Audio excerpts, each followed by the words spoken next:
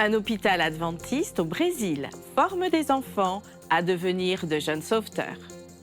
L'orchestre symphonique de l'Université adventiste Southern atteint le nombre des 100 membres. Les jeunes adventistes du monde entier se montrent dans les villes lors de la Journée mondiale de la jeunesse. Les projets dans la région MENA explorent les défis et les opportunités de l'évangélisation. Restez à l'écoute pour découvrir ces histoires inspirantes et bien d'autres maintenant sur ANN.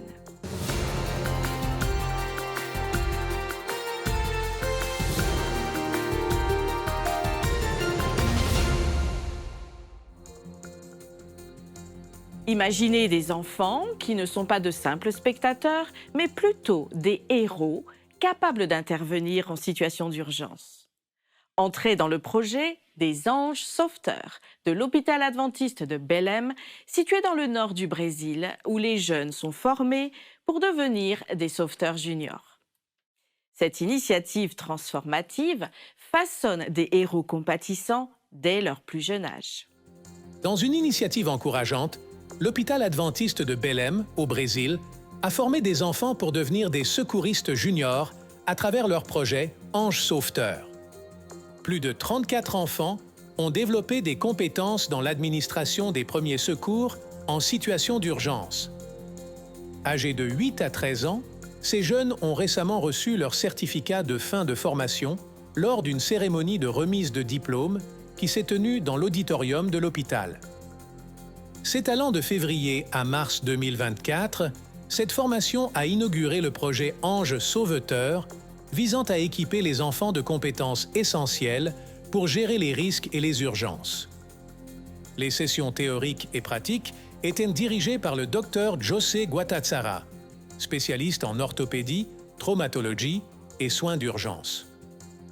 Le Dr Guatazzara a souligné le rôle crucial que les enfants peuvent jouer dans les soins de la société et de la famille, soulignant que leur enseigner des techniques de premier secours pendant cette phase réceptive non seulement les habilite à répondre aux urgences telles que l'étouffement, les convulsions et les arrêts cardiaques, mais suscite aussi un intérêt pour les carrières médicales. Ces jeunes secouristes ont appris des techniques vitales telles que la réanimation cardio-pulmonaire, le contrôle des hémorragies et l'immobilisation des membres. Ils ont été encouragés à s'entraîner à la maison en traitant les membres de leur famille comme des patients afin de renforcer leurs connaissances théoriques. Cette initiative sauve des vies et favorise une culture de soins et de responsabilité au sein de la jeune génération. Des milliers de jeunes adventistes du 7e jour du monde entier se sont mobilisés dans les villes et les communautés pour servir et répandre l'amour lors de la Journée mondiale de la jeunesse cette année. L'initiative, menée par le département des ministères de la jeunesse de la Conférence générale des adventistes du 7e jour, motive les jeunes à sortir de leur zone de confort pour être le sermon. Les jeunes ont été mis au défi cette année de se montrer dans les villes, dans un engagement renouvelé à servir et transformer la vie des autres, tout en suivant l'exemple de Jésus. Dans la région interaméricaine, les jeunes ont participé à l'événement mondial en brandissant des pancartes contenant des messages positifs sur l'amour de Jésus, alors qu'ils se tenaient près d'un feu de circulation. Ils ont distribué des centaines d'exemplaires du livre La tragédie des siècles, déblayé les déchets et les débris, prié pour les passants, distribué de l'eau, servi des repas chauds et préparé des centaines de sacs de nourriture à distribuer aux personnes dans le besoin. Les jeunes de la région du sud de l'Asie et du Pacifique ont lancé diverses campagnes communautaires, y compris des programmes de santé. De plus, ils sont descendus dans les rues pour partager l'Évangile, distribuer de la littérature et défiler dans les rues en portant leurs t-shirts, se montrer dans les villes. En Amérique du Sud, les jeunes adventistes ont mené des centaines d'actions, notamment en donnant du sang, en visitant des maisons de retraite, en offrant des prières et des câlins, démontrant que le travail missionnaire nécessite intention et action. La Journée mondiale de la jeunesse a lieu chaque année, le 3e sabbat de mars. Depuis son lancement en 2013, cette initiative mondiale a laissé un héritage durable qui continue d'inspirer les générations à imiter Jésus dans le service. L'orchestre symphonique de l'Université adventiste Southern compte désormais une troupe de 100 musiciens. L'orchestre se produit souvent lors d'événements prestigieux et effectue des tournées internationales en faisant la promotion de cette institution adventiste. Cette année, l'Université adventiste Southern présente son plus grand orchestre symphonique de l'histoire, dirigé par la talentueuse chef d'orchestre Laurie Redmer Cadwallader.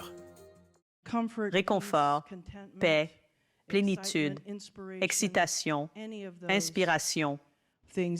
L'une de ces choses dans chaque note. Il est toujours remarquable pour moi de penser que mes élèves, les membres de l'orchestre, peuvent prendre ces points noirs, points blancs sur une page, lignes ondulées, et les transformer en cela. C'est un miracle.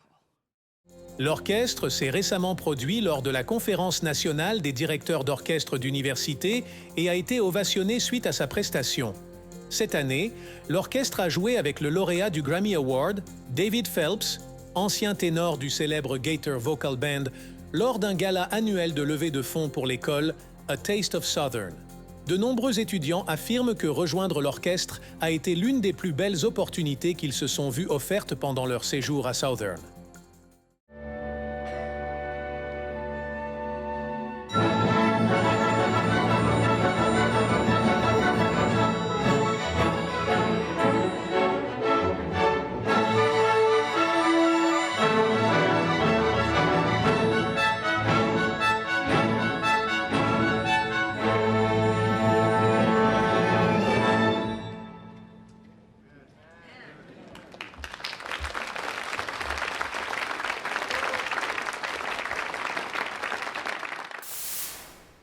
Les dirigeants de l'Église adventiste dans la région intereuropéenne se sont réunis à Bruxelles, en Belgique, pour discuter des stratégies de protection de la liberté religieuse.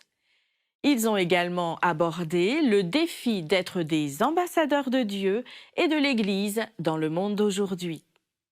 Pendant cette rencontre, les participants ont exploré des stratégies pour représenter efficacement les valeurs et les principes de la foi adventiste du 7e jour dans le contexte politique et social actuel. Ils ont également discuté de l'importance de protéger la liberté religieuse et de promouvoir la compréhension mutuelle entre les différents groupes religieux et gouvernementaux.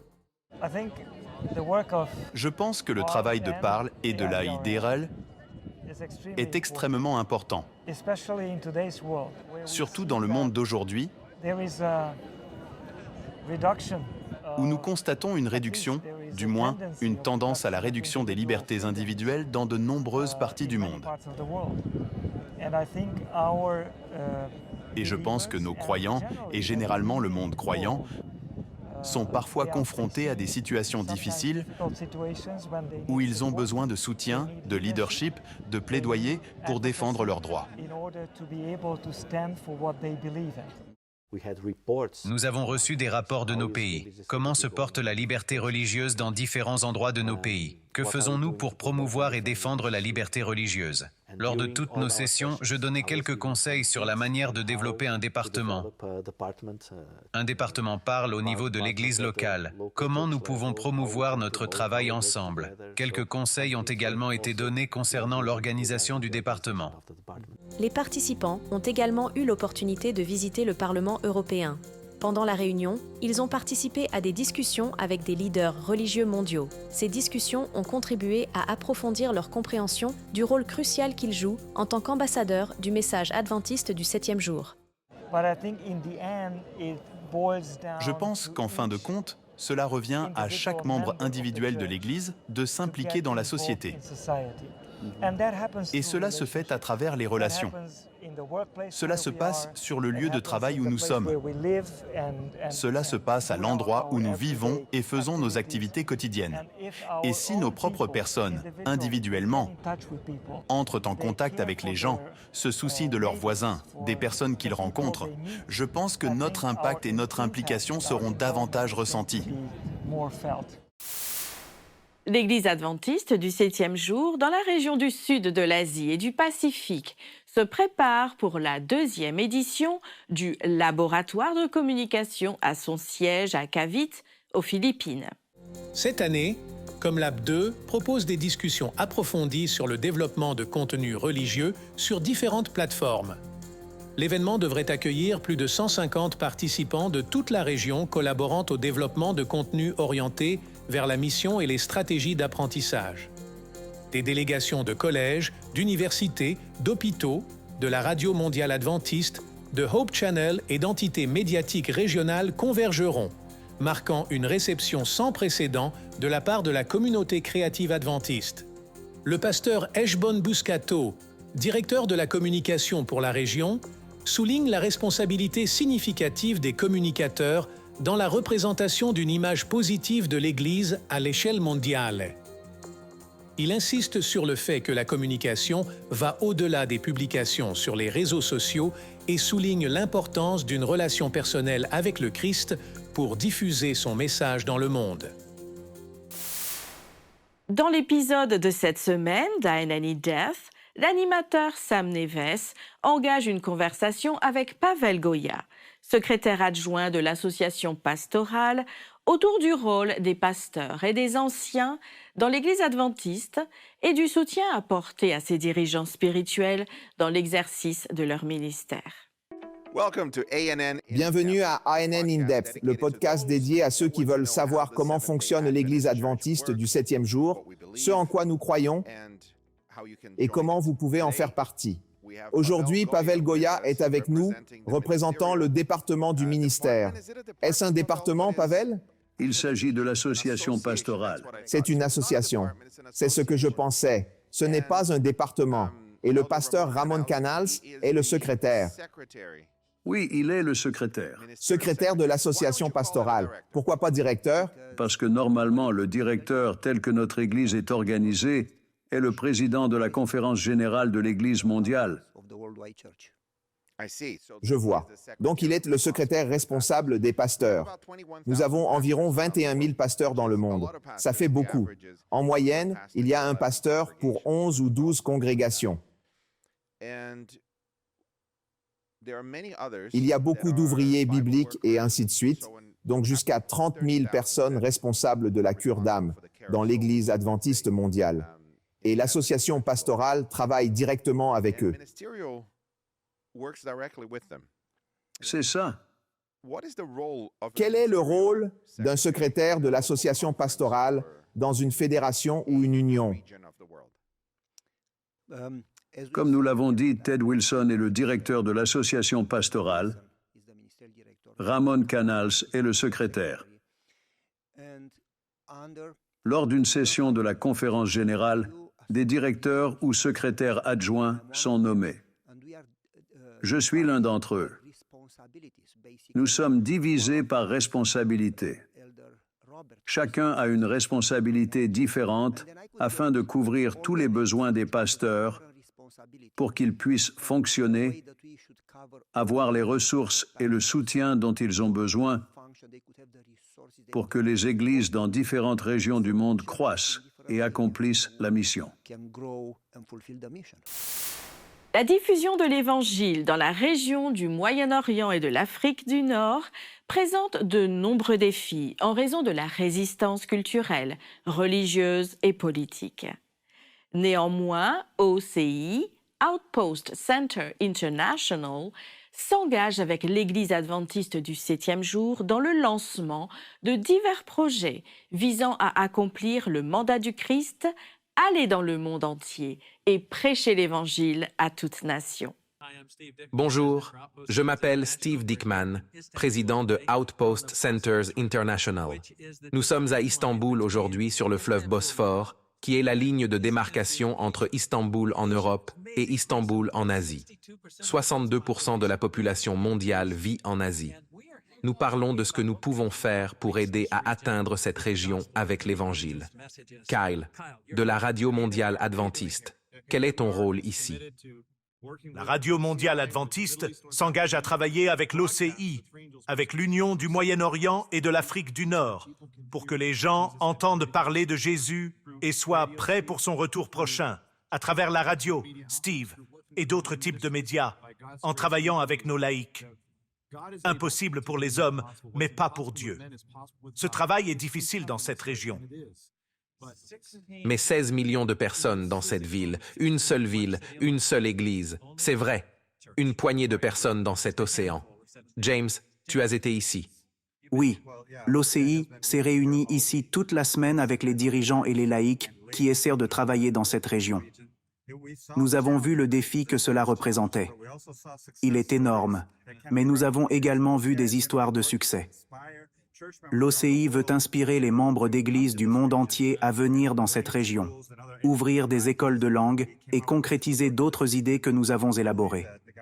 Nous prions donc pour l'Esprit Saint et pour l'engagement des laïcs à partager cet évangile. Ok, chers amis, c'était OCI. Nous vous invitons à vous impliquer. Nous pouvons vous aider à vous connecter ici. Si Dieu vous guide ici, nous vous aiderons.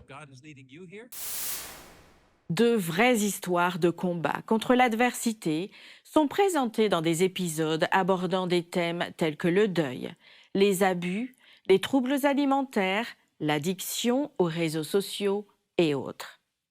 Avec le soutien de l'Association américaine de psychiatrie, une nouvelle série de la chaîne Hope Channel touche et transforme des vies dans le monde entier, offrant espoir, guérison et soutien à ceux qui font face à des problèmes de santé mentale.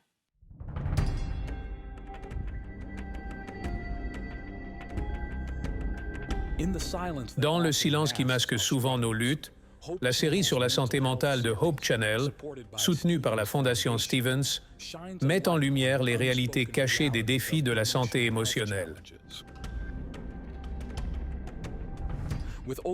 Avec plus de 100 000 vues et 5 000 heures de visionnage en moins de 60 jours depuis sa sortie, ce projet a déclenché un mouvement généralisé, mettant en lumière les batailles complexes de la santé mentale.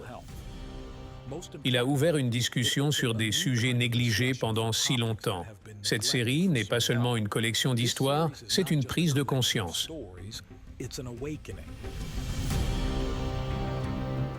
Ce que nous constatons, c'est une relation directe entre le temps passé sur les réseaux sociaux et les taux de dépression et d'anxiété. Et cela est vrai dans notre population de jeunes adultes qui sont des utilisateurs très fréquents des réseaux sociaux. Parcourant le pays, nous avons connecté avec des individus pour raconter leurs vraies histoires à travers 10 thèmes critiques de santé mentale, des profondeurs du chagrin et de la perte aux luttes du trouble bipolaire et autres. Chaque épisode, enrichi d'expertise professionnelle, est conçu pour interpeller, éduquer et inspirer.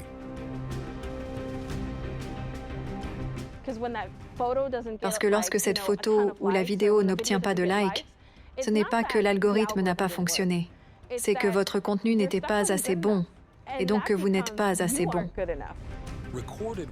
Enregistré avec du matériel et des techniques cinématographiques avancées et professionnelles, nous avons capturé ces histoires avec une clarté et une profondeur inégalées. Chaque lieu, plan et production est un témoignage du parcours de nos sujets, mais aussi de l'essence même de la résilience et de la force humaine. Parce que j'avais essayé de dire à ma mère à l'âge de 15 ans, donc c'était 2 ans après les abus. Et puis je pense qu'une fois que j'ai été rejetée, dans ma tête, personne ne me croirait à ce stade. Ma propre mère ne me croit pas, donc personne d'autre ne me croira. Approuvé par la fondation de l'Association américaine de psychiatrie, Hope Channel a produit cette série pour servir de phare d'espoir et d'appel à l'action touchant des centaines de milliers de personnes. Je pense que cette série mettra en lumière le fait que ce sont des choses très courantes auxquelles beaucoup sont confrontés, peu importe où vous vous trouvez. Il est courant dans l'expérience humaine de traverser certaines choses comme la perte et ensuite le deuil. Rejoignez-nous dans ce voyage extraordinaire. Témoignez du pouvoir de l'esprit humain. Parce que chaque histoire de lutte est aussi une histoire de force, de survie et d'espoir. Pour regarder les épisodes de la série Hope Channel sur la santé mentale, visitez youtube.com/@Hope Channel International. Rejoignez-nous alors que nous poursuivons notre série d'histoires inspirantes mettant en lumière des dirigeantes à Adra. Ces femmes remarquables ont été à l'avant-garde de la promotion d'initiatives qui laissent une empreinte durable sur les communautés mondiales. Aujourd'hui, nous vous présentons Majak Haak, la responsable de la défense des droits pour ADRA Europe. Je travaille pour ADRA depuis 14 ans et j'ai commencé en tant que directrice bénévole en Slovénie. Ma première rencontre avec ADRA était pendant la guerre dans les Balkans. Le moment le plus mémorable pour moi est lorsque je vais rendre visite aux bénéficiaires. C'est là, au Burundi, que j'ai rencontré Elisabeth. Elle était l'une des mères de l'école que nous avons construite. Ce qu'elle a dit a changé toute ma perspective dans mon rôle. Elle a dit « C'est tellement bien que vous soyez venue, une femme, dans notre village et ayez montré à nos filles qu'elles peuvent faire un travail et un métier significatif et être des dirigeantes. » Et cela s'est passé dans un pays où les femmes ne peuvent même pas posséder un morceau de terre. Ça m'a vraiment changé et ça montre aussi à quel point c'est difficile pour les gens. Il y a de nombreux aspects lorsque nous parlons de défendre les droits. L'un d'entre eux est de servir Dieu. Et lorsque nous voyons qu'il y a de l'injustice, nous devons équiper et travailler avec la communauté pour qu'ils aient une voix pour changer et défier l'injustice. La plus grande qualité d'ADRA est qu'elle rend les gens autonomes. Collectivement, nous nous sommes levés pour les réfugiés et à leur côté. C'est l'un de nos plus grands succès. Je pense que c'est ce dont je suis la plus fière. Nous n'avons pas peur de prendre la parole pour ceux qui ne sont pas les bienvenus dans notre société. J'apprécie vraiment ce courage que nous avons. Je voudrais que les gens sachent qu'ADRA se soucie profondément des gens. Nous sommes là pour eux. Nous sommes là pour vous, pour l'humanité. Mon ADRA, mon histoire est de parler et d'agir au nom des gens afin que tous puissent choisir de vivre une vie joyeuse. Je m'appelle Maja et je suis ADRA. Nous vous invitons maintenant à suivre une histoire palpitante d'une aventure en traîneau avec Daniel et ses amis. Ce qui commence comme une journée de loisirs prend un tournant dramatique et révèle le pouvoir de la foi et de la capacité à décider rapidement. Rejoignez-nous alors que nous assistons à une évasion miraculeuse et comprenons l'importance de la prière. Daniel était ravi d'aller faire de la luge avec ses amis. Il adorait faire de la luge. Un dimanche après-midi, Daniel regarde avec joie son père charger sa luge dans le coffre de la voiture. Ce n'était pas n'importe quelle luge. Daniel avait un snow racer violet. Un snow racer est une luge avec un siège surélevé, un volant et des patins qui ressemblent à des skis sur les côtés. Une fois la luge rangée dans le coffre, Daniel, ses parents et ses amis sont montés dans la voiture. Avant de partir, son père a incliné la tête et prié. « Ô Dieu, puisses-tu nous bénir et nous garder en sécurité. Amen. » Au bout de 20 minutes, ils sont arrivés à la colline où ils allaient faire de la luge. D'autres amis de Daniel, arrivés avec l'oncle Sergueï dans une autre voiture, les attendaient. Daniel et ses amis ont dévalé les pistes. C'était amusant. Daniel a aimé dévaler la pente sur sa luge. Il aimait jouer avec ses amis. Il était heureux. Au bout de 2 heures, les enfants s'amusaient toujours, mais les adultes avaient froid et étaient fatigués. Ils ont dit qu'il était temps de rentrer à la maison. Les enfants sont montés dans les 2 voitures, mais la mère de Daniel n'était pas tout à fait prête à partir. Elle voulait d'abord enlever ses bottes mouillées et enfiler des chaussures sèches. Mais l'oncle Sergueï ne voulait pas attendre. « Nous allons rentrer à la maison et vous y retrouver, dit-il. Comme ça, nous pourrons faire bouillir de l'eau et avoir du thé chaud qui vous attendra à votre arrivée. » Tout le monde a apprécié l'idée d'un thé chaud après les pentes froides. La mère de Daniel n'a pas mis longtemps à changer ses chaussures. 5 minutes plus tard, elle était prête à partir. Avant de partir, le père de Daniel a prié. « Ô Dieu, nous t'en prions, bénis-nous et garde-nous en sécurité. Amen. » La voiture n'a parcouru qu'une courte distance lorsqu'un spectacle effrayant s'offre à leurs yeux. Devant eux, un accident de voiture venait de se produire. Une voiture s'était écrasée dans un banc de neige sur le bord de la route, une autre voiture s'était écrasée contre les arbres. « C'est la voiture de l'oncle Sergueï ?» demande le père de Daniel en atteignant la voiture dans le banc de neige. Il est sorti de la voiture au moment où l'oncle Sergueï sortait de la sienne dans le banc de neige. « Tu vas bien ?» demande le père de Danil. Il allait bien. Tout le monde dans la voiture allait bien. Ils ont appelé à l'aide et les secours sont arrivés. Les secouristes ont dû ouvrir la voiture qui s'était encastrée dans les arbres afin de sauver le conducteur qui était coincé à l'intérieur. Le conducteur de l'autre voiture était ivre et roulait trop vite sur la mauvaise voie. Il a failli heurter de plein fouet la voiture de l'oncle Sergueï. Mais l'oncle Sergueï a quitté la route et s'est retrouvé dans un banc de neige à la dernière minute. Le conducteur ivre avait alors perdu le contrôle de sa voiture et s'était écrasé contre les arbres. Si la voiture de ses parents avait roulé derrière l'oncle Sergueï, le conducteur ivre aurait pu les heurter lorsque l'oncle Sergueï a fait une embardée dans le banc de neige. Une mère qui s'est arrêtée pour changer de chaussures a pu éviter un grave accident. Danil et ses amis se sont serrés dans les bras avec soulagement. Puis, ils ont prié. « Notre Dieu, nous te remercions, car tout le monde est en vie et en bonne santé », a déclaré son père. Aujourd'hui, Danil prie toujours avant de partir en voyage. « Je sais que Dieu entend les prières », affirme Danil. « J'ai vu de mes propres yeux comment il répondait à mes demandes. » Une partie de l'offrande du 13e sabbat de ce trimestre contribuera à l'ouverture d'un centre spécial où enfants et adultes pourront découvrir le Dieu qui entend les prières dans la ville natale de Danil, dans le Grand Nord russe. Merci pour votre offrande généreuse. Vous avez suivi les actualités sur des actes de service, sur la foi, l'amour du prochain et l'espoir, réalisés par l'Église adventiste du 7e jour dans le monde entier. Présente dans plus de 200 pays, la dénomination désire servir comme le Christ à travers ses membres, ses dirigeants, son siège administratif, ses institutions et ses ministères de soutien.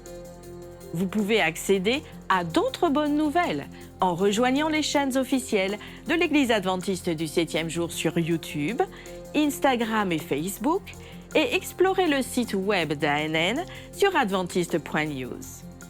Partagez votre histoire de foi et laissez votre sujet de prière sur nos chaînes. Une équipe prie pour vous, 24 heures sur 24. Avant de vous quitter, je vous laisse avec une excellente nouvelle tirée de l'Épître aux Romains, au chapitre 15 et au verset 13. Que le Dieu de l'espérance vous remplisse de toute joie et de toute paix dans la foi, pour que vous abondiez en espérance par la puissance du Saint-Esprit. Étudiez la Bible quotidiennement pour découvrir d'autres merveilleuses promesses d'espoir. Et si Dieu le permet, nous nous retrouverons pour la prochaine édition des Actualités ANN. Prenez soin de vous et que Dieu vous bénisse.